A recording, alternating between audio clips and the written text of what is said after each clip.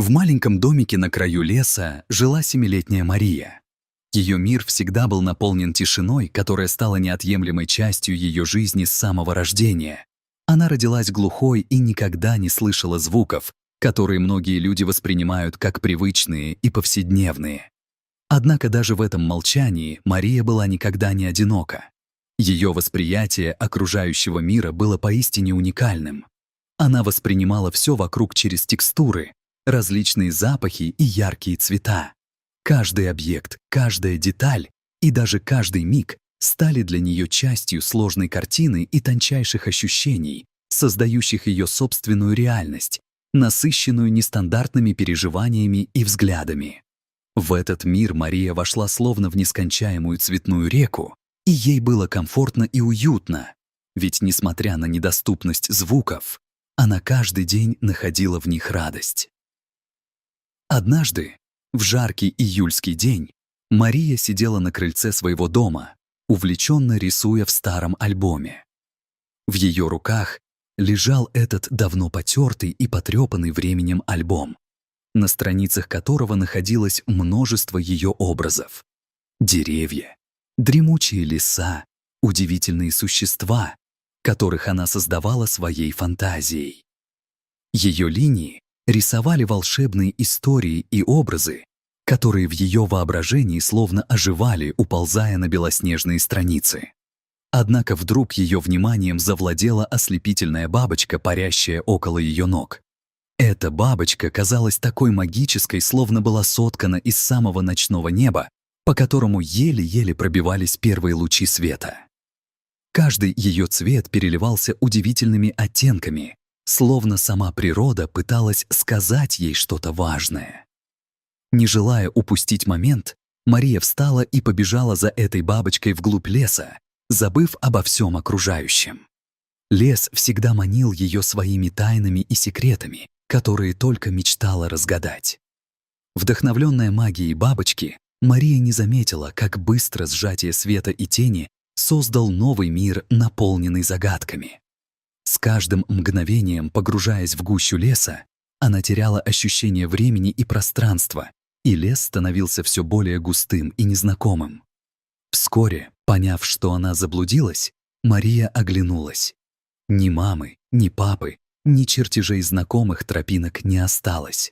Паника охватила ее маленькое, трепетное сердечко, и девушка попыталась позвать маму. Но единственное, что вырвалось из ее горла, был тихий, отчаянный крик, заставивший ее осознать, насколько сильно она одинока в этом большом, безмолвном лесу. Отчаяние заволокло ее разум. Сердце колотилось в груди, унося с собой крошечные крупинки надежды.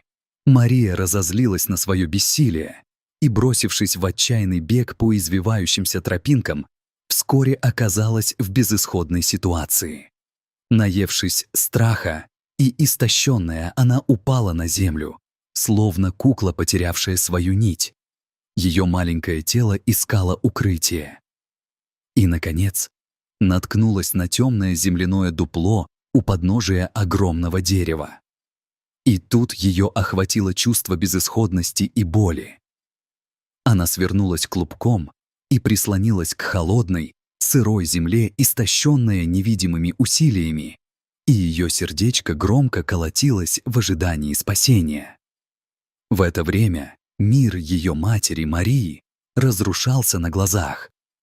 Тишина, окутывающая лес, казалось, только усиливала ее страх, и сердце колотилось в груди от беспокойства. Мария, всматриваясь в глаза уйденного леса, обыскивала каждый уголок дома, каждую травинку во дворе, но вновь и вновь осознавала, что ее дорогой Марии нет рядом. Зеленые, успокаивающие деревья отображались в ее мыслях как тени, зловещие и подавляющие, давая понять о надвигающейся беде. Если я не найду ее... Эта мысль не желала покидать ее. Каждое повторяемое мгновение лишь усугубляло тоску и тревогу в ее душе. Наконец, схватив фонарь и выбежав в лес, она в отчаянии позвала свою дочку. Иван, отец Марии, также чувствовал ее панику и следовал за Марией. Внешнее безмолвие леса обостряло их внутренние переживания, и каждый шаг становился конечной границей между надеждой и отчаянием. В лесу начинались отчаянные поиски. С каждой минутой, потраченной на поиски, оставалось все меньше надежды. Иван звал свою дочь, его голос терялся в тишине и вытеснялся сусальным страхом. Каждый шорох ветра, каждый треск веток обострял беспокойство, но Мария оставалась безмолвна. Лес, казалось, сжимал их, охватывал тьмой и погружал в бездну отчаяния. Тем временем Мария оставалась в своем укрытии и не подозревала, что за ней наблюдает любопытный волк. Его острые уши улавливали каждый шорох, и в нем пробуждалось нечто большее, чем обычные инстинкты — желание защитить. Сиди, старый волк, обнаружив беззащитную девочку, неожиданно почувствовал, как его сердце наполнилось отцовским инстинктом. Он не понимал людей, но на уровне инстинкта чувствовал, что Мария не представляет никакой угрозы для него, а значит, он обязан защищать ее. Он стал ее защитником, принес ей мягкого кролика, смело оставив его у ее ног, подразумевая, что его задача — охранять, а не причинять вред. Мария, увидев кролика, на мгновение смутилась и почувствовала.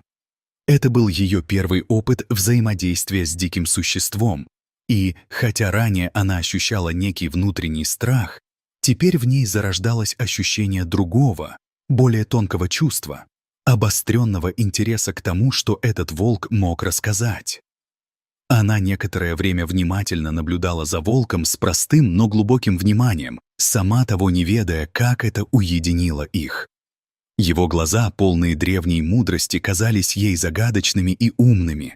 Вместе они начали создавать новый союз в тишине, и Мария проникалась спокойствием, которое до этого было ей недоступно.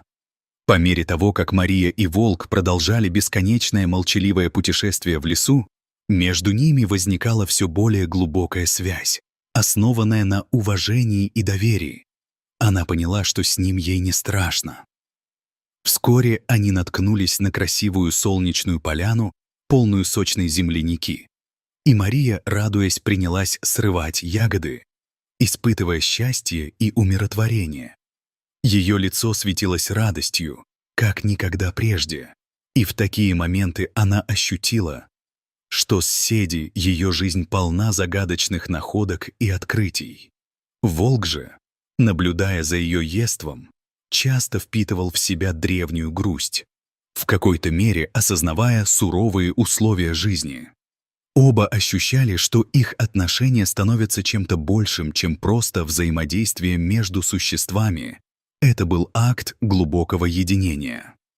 Однако, в то время как Мария, казавшаяся в безопасности с волком, радовалась драгоценным моментам, над ними нависала непредсказуемая тень опасности.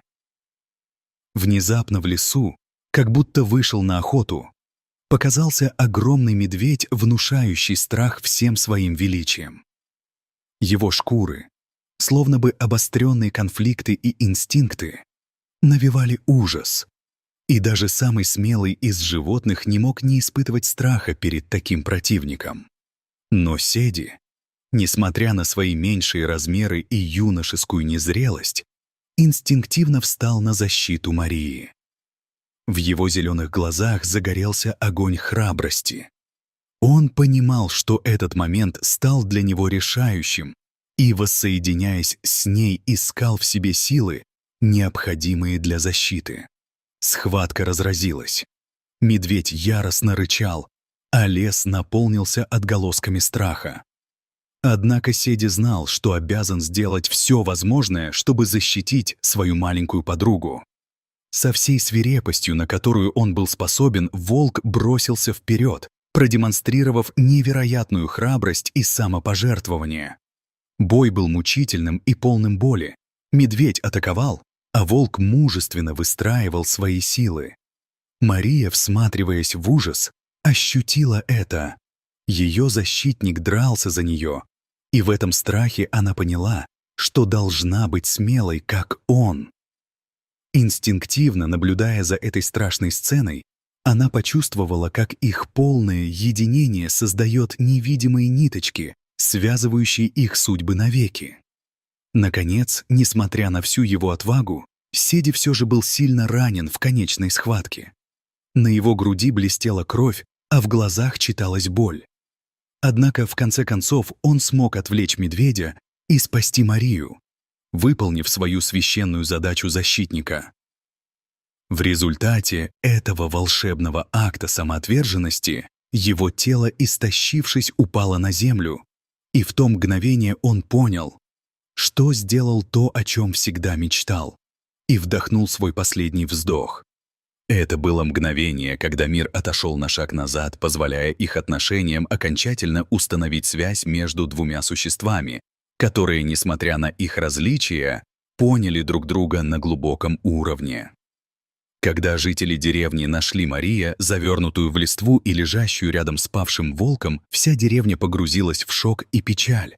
Стихия слез и сомнений развилась среди мужчин и женщин, детей и матерей, каждый из которых почувствовал, как опасность в их сердце заставляет их отстраниться от всей радости, которую они когда-либо знали. Они смотрели на волка, и этот шаг к преодолению границ человеческого понимания стал разрешающей темой их скорби. Это было проявление преданности, которое обладало тяжелой ценой. Размышления о первобытной связи между человеком и природой накрывали их, обостряя их чувства и сожаления. Даже самые закаленные охотники не могли сдержать своих слез, вспоминая о преданности, которая не имеет границ и не знает преград. Прошло время, прежде чем жители деревни смогли прийти в себя от горя и горечи. Рано утром следующего дня Иван Семенович и несколько мужчин вернулись в лес, но не с ружьями, как это было принято в их практике, а с лопатами, чтобы почтить память своего павшего волка. Они вели себя сдержанно и по-деловому, несмотря на то, что их сердца текли от боли. Они скоро слились в одну линию, пытаясь сделать все, что в их силах, чтобы увековечить память о Седове, который пожертвовал собой ради защиты девочки. Пока они работали тихо и с уважением, их мысли материализовались в одно желание. Все присутствующие здесь должны помнить о величии и самоотверженности, которые он продемонстрировал. Мария подошла к ним, держа в руках охапку ярких цветов, и, свиная головой, опустила букет на свежую могилу. Трепет ее маленьких ручек и слезы, катившиеся по ее щечкам, показали, как глубоко она чувствует произошедшую утрату. Ее глаза блестели, но они были полны благодарности и любви. Она смотрела на могилу, на то место, где когда-то стоял Седи, как будто ожидала, что он снова появится и скажет ей что-то важное. Каждый цветок символизировал ее скорбь. Каждый момент был полон глубоких эмоций, в которые вплеталась память об их совместных переживаниях. С того дня лес стал восприниматься жителями деревни по-другому. Он преобразился в их представлениях и мыслях. Он превратился из простого ресурса в нечто гораздо более ценное и священное. Этот лес, когда-то просто место для охоты или сбора урожая, теперь стал пространством, где переплетаются истории, захватывающие любовь и преданность.